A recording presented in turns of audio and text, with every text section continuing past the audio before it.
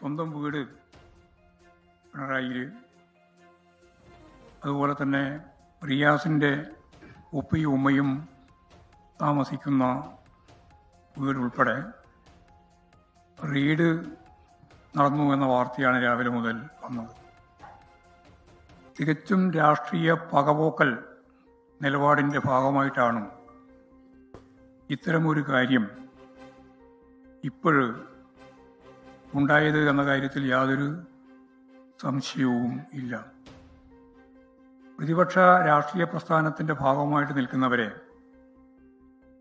കേന്ദ്ര ഏജൻസികളെ ഉപയോഗപ്പെടുത്തി കടുത്ത രീതിയിലുള്ള കടന്നാക്രമണത്തിന് വിധേയപ്പെടുത്തുന്ന രീതിയാണ് ഇന്ത്യയിലുടനീളം കേന്ദ്ര ഗവൺമെൻറ് ഇപ്പോഴ് ഉപയോഗിച്ച് ചെയ്തുകൊണ്ടിരിക്കുന്നത്. സുപ്രീം കോടതി തന്നെ പറഞ്ഞിട്ടുള്ളതുപോലെ യഥാർത്ഥത്തിൽ ഇവർ രാഷ്ട്രീയ പ്രതിയോഗികൾക്കെതിരായി ആക്രമിക്കാൻ വേണ്ടിയുള്ള ഒരു ഉപകരണമായിട്ടാണ് കേന്ദ്ര ഏജൻസികളെ ഉപയോഗിക്കുന്നത് എന്നും സുപ്രീം കോടതി തന്നെ ചൂണ്ടിക്കാണിച്ചതുപോലെ 1% പോലും ഈ എടുക്കുന്ന കേസുകളിൽ ശിക്ഷിക്കപ്പെടുന്നില്ല എന്നും കൂട്ടിലടച്ച തത്തയെപ്പോലെയാണ് ഇതിനെ ഉപയോഗപ്പെടുത്തുന്നത് എന്നും ഉൾപ്പെടെയുള്ള നിരവധി പരാമർശങ്ങൾ കേന്ദ്ര ഏജൻസികളുമായിട്ട് ബന്ധപ്പെട്ട് ഉണ്ടായിട്ടുള്ളതാണ്. അതിൻ്റെ മറ്റൊരു പതിപ്പാണ് കേരളത്തിൽ ഇപ്പോഴും അരങ്ങേറിയിട്ടുള്ളത്. കേരളത്തിലെ ഇടതുപക്ഷ ജനാധിപത്യ പ്രസ്ഥാനത്തിൻ്റെ നേതാവും CPIMൻ്റെ പോളിറ്റ് ബ്യൂറോ മെമ്പറും കേരളത്തിൻ്റെ പ്രതിപക്ഷ നേതാവുമായ സഖാവ് പിണറായിക്കെതിരായി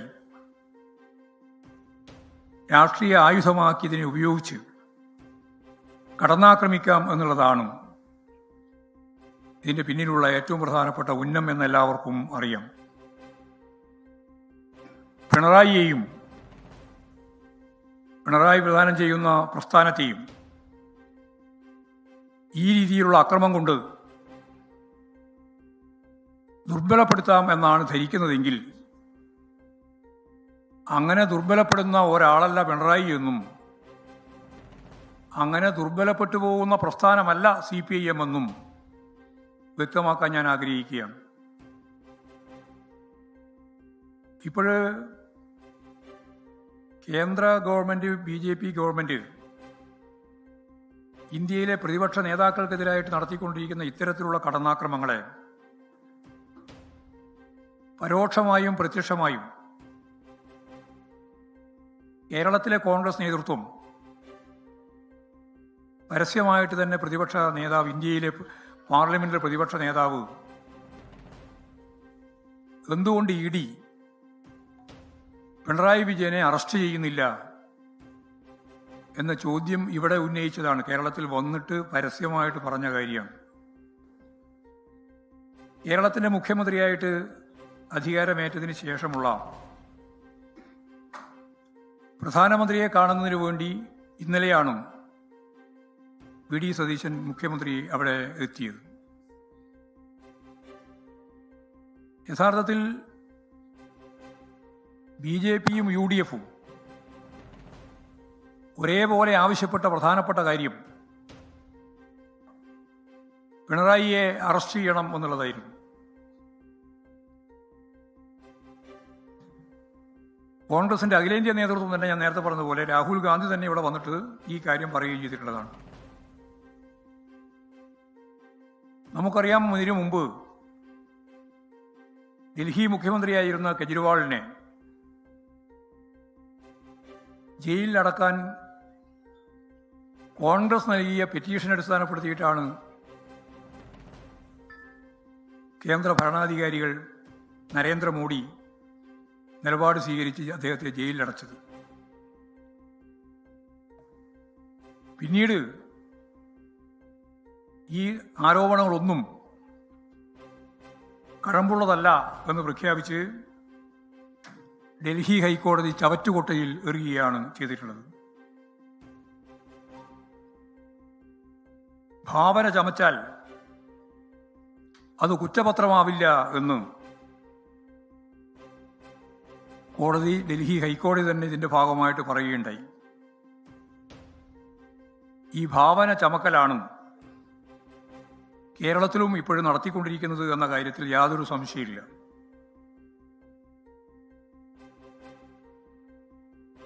സീമാറലുമായി ബന്ധപ്പെട്ട കേസ് വീണ വിജയന്റെ എക്സലോജിക് സ്ഥാപനവുമായിട്ടുണ്ടാക്കിയിട്ടുള്ള ഒരു കരാർ, അതുവഴി ബാങ്ക് വഴി 1.72 ലക്ഷം കോടി, 1,72,00,000 എല്ലാ നിയമപരമായ വഴികളും സ്വീകരിച്ച് എല്ലാ നികുതികളും ഒടുക്കി കൈപ്പറ്റിയിട്ടുണ്ട് എന്നുള്ളതായിരുന്നു ആ കേസിൻ്റെ അടിസ്ഥാനം. ഇന്ന് കേരള നിയമസഭയിലെ 2 മന്ത്രിമാർ ഇതിൻ്റെ തന്നെ ഭാഗമായിട്ട് പേരുള്ളവരാണ് എന്നും ആ പേരുള്ളവർ തന്നെ അത് സമ്മതിക്കുകയും ചെയ്തിട്ടുള്ളത് നമുക്കെല്ലാവർക്കും അറിയുന്നതാണ്. പക്ഷേ അതിൻ്റെ ഭാഗമായിട്ടുള്ള കേസ് ഇല്ല. ഇവിടെ വിജിലൻസ് കോടതി, ഹൈക്കോടതി, ഡൽഹി ഹൈക്കോടതി ഉൾപ്പെടെയുള്ള എല്ലാ മേഖലയിലും ഈ കേസുമായിട്ട് ബന്ധപ്പെട്ട് കേസ് ഉണ്ടാവുകയും തീർപ്പാക്കി അവസാനിപ്പിക്കുകയും ചെയ്തിട്ടുള്ളതാണ് പലതും. മാത്യു കുളനാടനെ പറ്റി ഈ കേസുമായിട്ട് ബന്ധപ്പെട്ട് കേരള ഹൈക്കോടതി തന്നെ പരാമർശം നടത്തിയത് നമ്മുടെ എല്ലാം ശ്രദ്ധയിൽ ഉള്ളതാണ്. 2-3 ഏജൻസികളാണ് ഈ കേസുമായിട്ട് ബന്ധപ്പെട്ട കാര്യങ്ങൾ മുമ്പോട്ടേക്ക് കൊണ്ടുവന്നത്. ഒന്ന് ED ആണ്, മറ്റൊന്ന് ഇൻകം ടാക്സ് വിഭാഗമാണ്, SFIO ആണ്, പിന്നെ രജിസ്ട്രാർ ഓഫ് കമ്പനീസ്. ഇവരെല്ലാം അന്വേഷിച്ചിട്ടുള്ളതാണ്. എല്ലാ അന്വേഷണത്തിലും പൂർണ്ണമായി സഹകരിക്കുന്ന നിലപാടാണ് വീണ വിജയൻ സ്വീകരിച്ചിട്ടുള്ളത്. അങ്ങനെ എല്ലാ അർത്ഥത്തിലും ഇത്തരത്തിലുള്ള വന്ന ഓരോന്നിനോടും സഹകരിച്ച് മുമ്പോട്ടേക്ക് പോകുന്ന സന്ദർഭത്തിൽ തന്നെയാണ് ഇപ്പോഴും ഈ രീതിയിലുള്ള ഒരു കടന്നാക്രമം അവർ പ്ലാൻ ചെയ്തത്. ഹൈക്കോടതി തന്നെ നേരത്തെ പറഞ്ഞിരുന്ന ഒരു കാര്യം, വീണ വിജയന് സംസ്ഥാന ഗവൺമെന്റോ പിണറായി വിജയൻ തന്നെയോ ഒരു സഹായവും ചെയ്തിട്ടില്ല എന്ന കാര്യം ചൂണ്ടിക്കാണിച്ചിട്ടുണ്ട്. ഇപ്പോൾ കെട്ടിച്ചമച്ചുണ്ടാക്കിയ ഒരു കേസ്, ആ കേസ് അടിസ്ഥാനപ്പെടുത്തിയിട്ട് മകളായി പോയി എന്നുള്ളതുകൊണ്ട് അച്ഛൻ്റെ പേരിൽ കേസെടുക്കുന്നതിന് വേണ്ടി ഒരു വഴിയും അവരുടെ മുമ്പിൽ ഇല്ല. ഇപ്പോൾ ഹൈക്കോടതി പറഞ്ഞു എന്ന് പറയുന്നത് തന്നെ ഒരു FIR ഇടാൻ പോലും കഴിയാത്ത സാഹചര്യത്തിൽ അന്വേഷിക്കാനാണ് പറഞ്ഞത്. FIR ഇല്ല അതിൻ്റെ ഭാഗമായിട്ട്, അപ്പോൾ കേസ് അന്വേഷിക്കാനാണ് പറഞ്ഞത്. അതിൻ്റെ പേരിലാണ് ഇപ്പോൾ ഈ പറയുന്ന കേന്ദ്ര ഏജൻസിയുടെ റെയ്ഡ് ഉൾപ്പെടെയുള്ള കാര്യങ്ങൾ മുമ്പോട്ടേക്ക് വന്നിട്ടുള്ളത്. പിണറായി വിജയൻ CPIMന്റെ പോളിറ്റ് ബ്യൂറോവും അതുപോലെ തന്നെ കേരളത്തിൻ്റെ മുഖ്യമന്ത്രി, കഴിഞ്ഞ 10 വർഷക്കാലം മുഖ്യമന്ത്രി, ഇപ്പോഴും പ്രതിപക്ഷ നേതാവുമായിട്ട് വന്നത് വലിയ സഹനം, വലിയ കടന്നാക്രമം എല്ലാം സഹിച്ചുകൊണ്ടാണ്. അടിയന്തരാവസ്ഥയിൽ സഖാവ് പിണറായി വിജയനെ പോലീസ് മൃഗീയമായിട്ട് മർദ്ദിച്ച് ശരീരഭാഗങ്ങൾ മുഴുവൻ അടിച്ച് തകർത്ത് കാലുകളൊക്കെ അടിച്ചു പൊളിച്ച് മാസങ്ങളോളം ചികിത്സ വേണ്ടി വന്ന അവസ്ഥ നമ്മൾ കണ്ടതാണ്. RSS സംഘപരിവാർ വിഭാഗങ്ങൾ സഖാവിനെതിരായിട്ട് നടത്തിയിട്ടുള്ള കടന്നാക്രമ രീതി നമുക്കെല്ലാവർക്കും അറിയുന്നതാണ്. ഇതെല്ലാം അറിയുന്ന കേരളത്തിലെ ജനങ്ങളുടെ മുമ്പിൽ പ്രതിയാക്കുന്നതിന് വേണ്ടിയുള്ള ബോധപൂർവമായ കെട്ടിച്ചമച്ച കേസ്, അത് സഖാവ് പിണറായി വിജയനെതിരായിട്ടുള്ള കേസാണെന്ന് ഞങ്ങൾ കാണുന്നില്ല. അത് യഥാർത്ഥത്തിൽ കേരളത്തിലെ പാർട്ടിക്കെതിരായിട്ടുള്ള കടന്നാക്രമത്തിൻ്റെ ഏറ്റവും പ്രധാനപ്പെട്ട അവസാനത്തെ ആയുധമാണ്. CPIM ഇത്തരത്തിലുള്ള തെറ്റായ കടന്നാക്രമ രീതികളെ ചെറുത്തുകൊണ്ട് തന്നെയാണ് മുന്നോട്ടേക്ക് പോയിട്ടുള്ളത്. ഇവിടെ ജനകീയമായ രീതിയിൽ ഞങ്ങൾ ഇതിനെ പ്രതിരോധിക്കും. നിയമപരമായ സമീപനങ്ങൾ ഞങ്ങൾ സ്വീകരിക്കും. ജനങ്ങൾ അണിനിരത്തിക്കൊണ്ട് തന്നെയാണ് ഇതിനെ അതിശക്തിയായിട്ട് പ്രതിരോധിക്കാനാവുക എന്ന് എല്ലാവർക്കും അറിയാം. ഇപ്പോഴെ തന്നെ ഒരാഹ്വാനവും ഇല്ലാതെ തന്നെ ജനങ്ങൾ തെരുവിലിറങ്ങുന്ന സ്ഥിതിയാണ് കേരളത്തിൽ കണ്ടിട്ടുള്ളത്. അതിൻ്റെ ഭാഗമായിട്ടാണ് വലിയ പ്രതിഷേധങ്ങൾ രൂപപ്പെട്ട് വന്നിട്ടുള്ളത്. CPIM സംസ്ഥാന സെക്രട്ടേറിയറ്റ് ഉൾപ്പെടെയുള്ള ഉയർന്ന നേതൃനിരയുമായിട്ട് ഞങ്ങൾ ബന്ധപ്പെട്ട് കഴിഞ്ഞിട്ടുണ്ട്, യോഗം ചേർന്ന് കഴിഞ്ഞിട്ടുണ്ട്. ഇത്തരത്തിലുള്ള തെറ്റായ പ്രവണതയെ, പാർട്ടി വിരുദ്ധമായ നിലപാടിനെ, പാർട്ടിയെ തകർക്കാൻ വേണ്ടി നടത്തുന്ന ശ്രമങ്ങളെ, അത് പിണറായി വിജയനെ തകർത്തുകൊണ്ടാണ് സാധിക്കുക എന്നുള്ളതുകൊണ്ട് പിണറായിക്കെതിരായിട്ട് നടത്തിക്കൊണ്ടിരിക്കുന്ന ഈ സമരത്തെ, അവരുടെ ഭാഗത്തു നിന്നുള്ള ഈ കടന്നാക്രമത്തെ ശക്തിയായിട്ട് പ്രതിരോധിക്കും എന്ന് തന്നെയാണ് ഞങ്ങൾ തീരുമാനിച്ചിട്ടുള്ളത്. ആ തീരുമാനത്തിൻ്റെ ഭാഗമായിട്ട് ഇപ്പോഴും റെയ്ഡ് നടന്നുകൊണ്ടിരിക്കുന്ന മേഖലയിലൊക്കെ ജനങ്ങൾ തടിച്ചുകൂടിയിരിക്കുകയാണ്, പ്രതിഷേധിച്ചുകൊണ്ടിരിക്കുകയാണ്. അതിൻ്റെ പുറമെ എല്ലാ ജില്ലാ കേന്ദ്രങ്ങളിലും, ഏരിയ കേന്ദ്രങ്ങളിലും, ലോക്കലുകളിലുമൊക്കെ അതിശക്തിയായ രീതിയിലുള്ള ജനകീയ പ്രതിരോധം, ജനകീയ പ്രതിഷേധം ശക്തിയായിട്ട് ഇപ്പോൾ തന്നെ നടന്നു വരുന്നുണ്ട്. ആ പ്രതിഷേധം ശക്തിപ്പെട്ട് മുമ്പോട്ടേക്ക് പോകും. ഇന്ന് വൈകുന്നേരത്തോടുകൂടി കേരളത്തിലെ മുഴുവൻ ബ്രാഞ്ചുകളിലും ശക്തിയായ രീതിയിലുള്ള പന്തം കൊളുത്തി പ്രതിഷേധ പ്രകടനം നടത്താൻ ഇപ്പോൾ തീരുമാനിച്ചിട്ടുണ്ട്.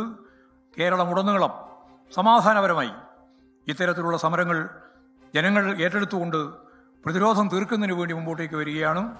എല്ലാവരുടെയും പരിപൂർണമായ പിന്തുണയുണ്ടാവണം.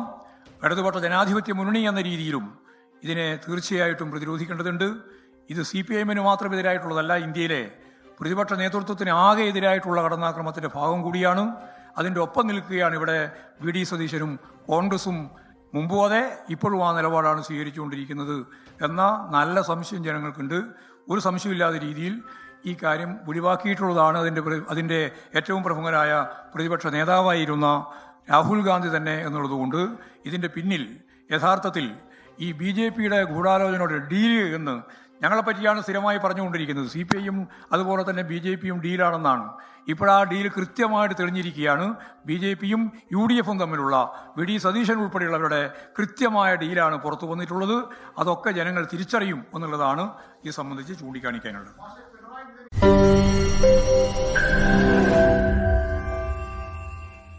ലോകത്തെവിടെയായാലും ഏത് സമയത്തും 24 വാർത്തകളും ഓഗ്മെന്റഡ് റിയാലിറ്റി പാക്കേജുകളും എക്സ്പ്ലെയിനറുകളും വിശദമായി കാണാൻ ഞങ്ങളുടെ YouTube ചാനൽ നിങ്ങൾക്ക് സബ്സ്ക്രൈബ് ചെയ്യാം.